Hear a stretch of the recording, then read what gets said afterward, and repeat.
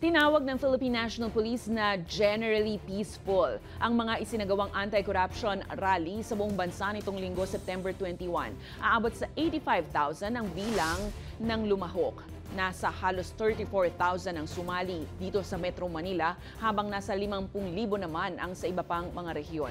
Nasa 50,000 pulis naman ang ipinakalat sa buong kapuluan. Bagamat nagkaroon ng ilang gulo tulad ng pagsunog ng isang trailer truck sa Ayala Bridge at batuhan na nagresulta sa halos 100 pulis na nasugatan, maximum tolerance pa rin ang ipinatupad ng kapulisan.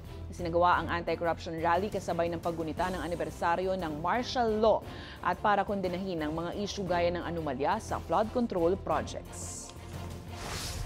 Hanggat maaari na kung tayo ay sinasaktan, paitingin natin yung ating pasensya sa pagpapatupad nito. Ngunit kapag extreme na yung ginagawa sa atin, diyan na po papasok yung polisiya ng Philippine National Police.